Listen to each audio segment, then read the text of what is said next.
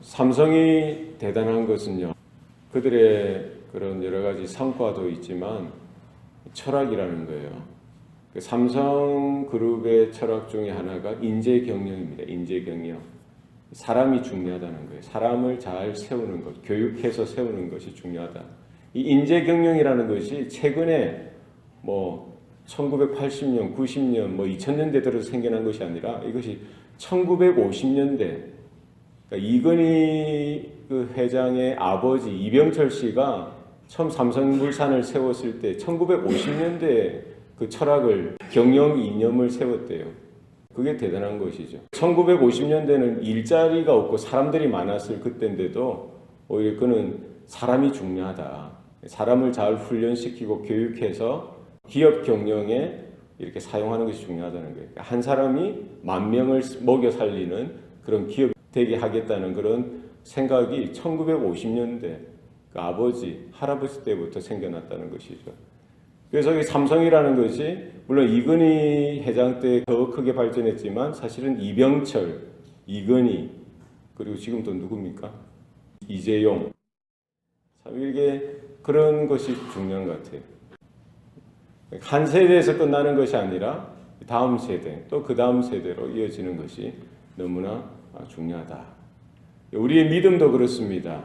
우리 부모 세대, 할아버지, 할머니 세대에서 끝나는 것 아니라 우리 아버지, 어머니, 자녀들, 손주들, 우리가 주님 오실 때까지 오고 오는 모든 세대 가운데 이 믿음이 신앙의 이런 바른 생각들, 바른 태도들, 그런 마음들이 우리 자녀들에게 전수되어지고 오고 오는 세대 가운데 이런 믿음의 이런 계승, 계대가 계속 이어져야 할 줄로 믿습니다. 오늘 신명기 31장에 보면은 모세가 이제 며칠 남지 않은 자신의 인생을 마지막 남겨두고 오늘 본문에 보니까 자신의 나이를 언급합니다. 오늘 본문 2절에 보면은 모세의 나이가 몇 세라고 되어 있어요? 120세라. 모세가 몇 살 때 이제 하나님의 부르심을 받습니까? 120세에서 부르심을 받죠. 이제 가나안 땅을 남겨두고 이제 요단강만 건너면 가나안 땅인데 이제 모세는 하나님의 그 섭리, 하나님의 계획하심, 하나님의 뜻에 순종하여 마지막 이제 120세 이제 곧 본인은 하나님의 부르심을 받아서 소천해야 돼, 별세를 해야 되는 거예요. 그때 마지막 남겨진 사명을 다 하는 겁니다. 하나님께서 남겨주신 그 마지막 명령, 그 말씀, 율법을 책으로 기록하는 것이죠. 율법이 뭡니까? 토라, 창세기, 출애굽기, 레위기, 민수기, 신명기, 모세오경, 이 토라를 모세가 이제 기록을 책으로 남기는 것입니다. 그것을 이스라엘 백성들에게 전달해주고 그 율법이 그 모세 세대뿐만 아니라 모세 다음 세대 차기 지도자 누구죠? 여호수아. 오고 오는 모든 세대 가운데 하나님의 율법, 하나님의 말씀, 하나님의 토라가 전수되어지고 계승되어지고 계대되어질 수 있도록 그가 마지막 그 인생에 있어서 마지막 소임을 다하는 것을 볼 수가 있습니다. 하나님의 은혜가 이와 같이 하나님의 믿음이 하나님의 이 율법과 하나님의 말씀이 우리 모든 가정과 모든 세대 가운데 이렇게 전수되어지고 이어질 수 있기를 소원합니다. 아브라함의 하나님, 이삭의 하나님, 야곱의 하나님이죠. 모세로 끝나는 것이 아니라 또 여호수아에게 전수되어집니다. 엘리야로 끝나는 것이 아니라 엘리사에게 전수되어지는 거예요. 바울에게만 그 사역이 끝나는 것이 아니라 디모데에게 전수하고 전달되어져야 하는 것이죠. 우리 교회도 마찬가지입니다. 사람을 키워야 되는 거예요. 영혼을 구원하고 예수의 제자를 삼는 것. 우리 구역마다, 우리 전도회마다 교회 가운데 사람들을 세우고 훈련시키고 하나님의 사역자들로 우리가 세우는 그 일을 잘 감당할 수 있기를 소원합니다. 모세가 하나님 여호와의 그 말씀대로 그 이스라엘 백성들에게 필요한 것을 이렇게 알려주는 겁니다. 그 모든 이스라엘 백성들이 이제 모세가 떠나간다는 소식을 듣고 그들이 염려하는 거예요. 두려워하는 겁니다. 어쨌든 그나마 40년 동안 그 지도자 모세, 위대한 지도자 모세가 있었기 때문에 그는 하나님을 만나고 하나님의 음성을 듣고 하나님과 이스라엘 중간 자리에서 그 중보자의 역할을 다 잘 감당했는데 이제 모세가 떠나간다고 하니까 또 그리고 가나안 땅을 자신들은 이제 건너가야 되고 가나안 땅에 들어가서 정복하고 전쟁을 하고 그 땅을 차지해야 되는데 이스라엘 백성들은 무엇입니까? 두려운 거예요. 그래서 오늘 본문에 보면은 6절, 7절 계속해서 뭐라고 이야기합니까? 이스라엘 백성들을 향하여 강하고 담대하라, 두려워하지 말라, 그들 앞에서 떨지 말라. 무엇입니까? 모세는 그들을 떠나가지만 누가 함께 하신다는 거예요? 여호와 하나님께서는 함께 하신다는 겁니다.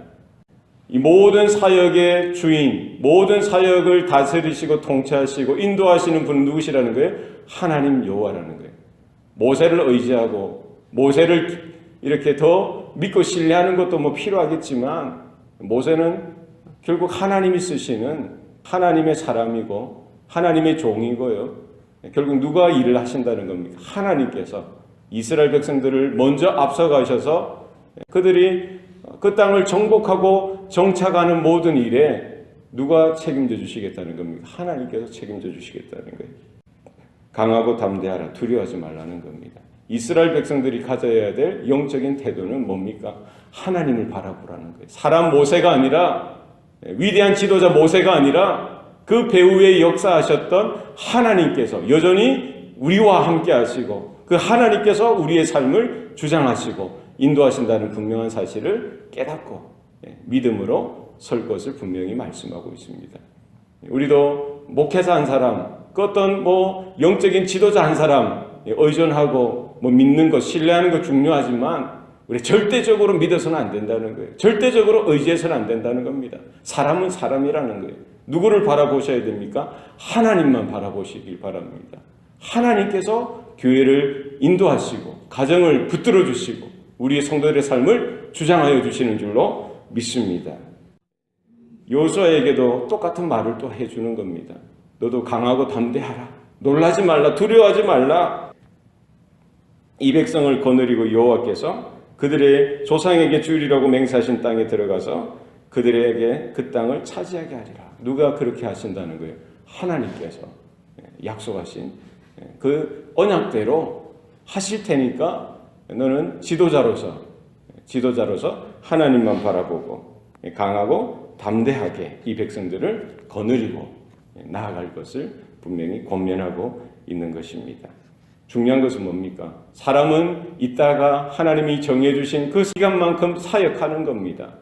떠나갈 때에도 하나님께서는 여전히 그 자리에 함께 하시고 그 또 다른 사람을 세우셔서 그 교회를, 가정을, 나라를, 민족을 인도하시고 지도해 나가시는 줄로 믿습니다.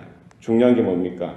율법이라는 거예요. 율법. 9절 말씀에도 모세가 이 율법을 써서 여호와의 언약궤를 메는 레위 자손 제사장들과 이스라엘의 모든 자손들에게 주었다라고 했습니다.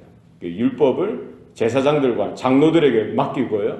그 율법을 이제 언약궤 옆에 두게 해서 이스라엘 모든 공동체, 이스라엘 민족 모든 중심에 그 율법을 두도록 하였던 것입니다. 그리고 매 7년 끝에 면제년에 초막절마다 뭘 하라는 겁니까? 모든 민족을 불러 모으고 초막을 짓고요, 장막을 짓고 그 초막절을 지키면서 율법을 읽혀드리라는 겁니다. 자녀 세대들에게. 그 집집마다 거하는 그 여러 가지 이방인들이나 여러 식솔들 앞에서 하나님의 율법을 읽혀드리라는 겁니다. 초막절을 지키고 그 초막절 통해서 율법을 읽혀드리라는 것입니다. 그것은 무엇입니까? 초막절은 이제 40년 광야 생활을 상기하고 기억하고 그 고난의 때, 그 힘들었고 어려웠던 그때를 기억하여서 신앙으로 하나님 앞에 다시 서는 시간을 가지라는 겁니다. 그래서 초막절마다 이스라엘 백성들은 뭘 하는 거예요? 초막을 짓는 겁니다.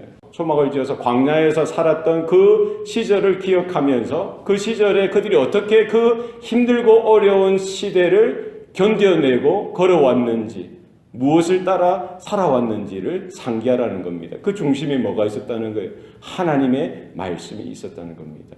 하나님의 말씀. 그죠? 그 말씀을 들으면서 과거를 회상하고 자신들의 역사 가운데 임하셨던, 간섭하셨던 하나님의 섭리와 하나님의 뜻을 깨닫는 그런 민족이 되도록 하셨던 것입니다. 그리고 초막절은 장막절 혹은 수장절이라고도 합니다. 그 절기상으로 그때가 농사를 마무리하고 추수를 하던 때였기 때문입니다. 추수를 하고 나서 그 곡식을 창고에 모아드리는 것이죠. 그래서 수장절이라고 하는 것이죠. 그래서 그날 율법을 읽혀드리고 그날 광야의 생활을 상기하고 기억하게 했던 것은 뭡니까? 자신들에게 주신 이 모든 양식, 모든 음식, 모든 떡은 하나님께서 주신 것이라는 거예요. 그 시절에 또 이렇게 율법을 읽혀드리면서 사람이 떡으로만 사는 것이 아니라 하나님의 입에서 나오는 모든 말씀으로 사는 것이라는 것을 이스라엘이 기억하고요. 그들의 자녀들이 기억할 수 있도록 했던 것입니다. 광야에서 그들은 농사짓지 아니하고 수고도 아니하고 길쌈도 아니하였지만 옷은 헤어지지 아니하고요. 신발도 헤어지지 아니하고 하나님께서 날마다 만나로 먹이셨던 그 시절을 기억하면서 결국 인생에 있어서 가장 중요한 것은 하나님의 말씀, 하나님의 율법이 그들에게 최우선적으로 중요하다는 사실을 기억하도록 하셨던 것입니다. 이스라엘 백성들은 바로 그 율법 중심, 하나님 말씀 중심, 하나님 말씀 중심의 민족으로 거듭 태어나야 된다는 사실을 그들에게 강조하시고 있는 것입니다.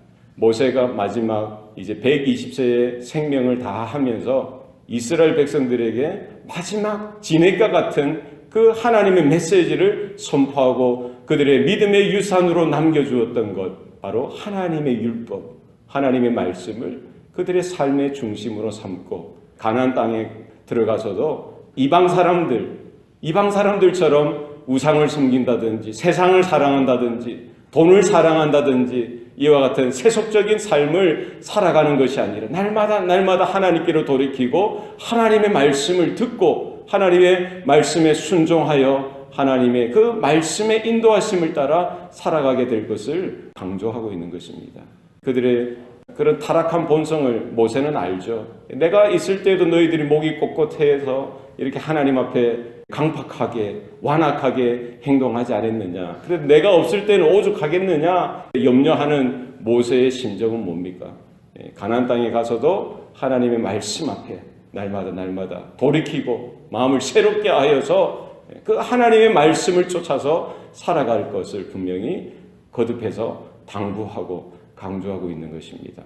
우리 부모 세대들이 해야 될 것도 똑같습니다. 우리 자녀들에게 너희들은 열심히 공부해라, 열심히 돈 벌어라, 열심히 잘 살아라 이것이 아니라 하나님의 말씀을 여러분 전달해 주시기 바랍니다. 믿음을 여러분 가르치셔야 돼요. 하나님을 어떻게 섬기고 하나님을 떠나지 말고 하나님 앞에 돌아와야 되고 하나님 앞에 날마다 회개하고 마음을 돌이켜서 하나님 중심의 삶, 말씀 중심의 삶을 살아가도록 우리 자녀들에게 여러분 거듭 당부하시고 말씀을 전달해 주시기를 바랍니다. 오늘 하루도 우리의 삶 가운데 이와 같은 하나님의 은혜가 분명하게 녹아져 있고 드러나고 나타날 수 있기를 소원합니다. 기도하시겠습니다. 살아계신 아버지 하나님, 오늘도 우리에게 광야의 인생길 또 걸어가면서 또 하나님의 살아계심, 하나님의 하나님 되심을 경험하게 하시니 감사합니다. 모세의 인생을 통해서 또 이스라엘 백성들 가운데 행하셨던 하나님의 놀라운 일들을 우리가 함께 또 따라가면서 확인하고 또 보았습니다. 하나님, 그 인생 가운데, 그 이스라엘 백성들의 삶 가운데 가장 중요한 것이 하나님의 율법, 하나님의 말씀인 것을 우리가 다시 한 번 더 확인하였습니다. 우리 교회와 가정과 우리 자녀들의 삶 가운데에도 바로 그 하나님의 말씀이 중심 가운데 분명하게 이렇게 새겨져 있을 수 있도록 도와주시옵소서. 세상을 사랑하지 않게 하시고 돈을 사랑하지 않게 하시고 세상의 성공이나 이 땅의 번영의 삶을 따라가는 삶이 아니라 하나님 중심의 삶으로 날마다 하나님의 말씀을 읽혀드리며 우리 자녀들에게 가르치고 교회 가운데 하나님의 바른 말씀 주 예수의 복음을 온전히 가르치고 선포하는 우리 믿음의 공동체가 되도록 주장하여 주시옵소서. 이 세대 또 뿐만 아니라 다음 세대 또 그 다음 세대 주님 오실 때까지 오고는 모든 세대 가운데에 하나님 이 교회를 통하여 우리 사랑하는 모든 우리 또 권속들의 가정 그들의 삶을 통하여 하나님 믿음이 우리 모든 자녀들과 후손들에게 계승되어지고 계대되어질 수 있도록 은혜를 베풀어 주시옵소서. 우리의 마음을 주장하시고 오늘 하루도 또 그 은혜 가운데 거하면서 믿음으로 듣고 믿음으로 순종할 수 있도록 하나님께서 우리의 마음을 붙들어 주시옵소서. 감사드리고 예수님 이름으로 기도합니다. 아멘.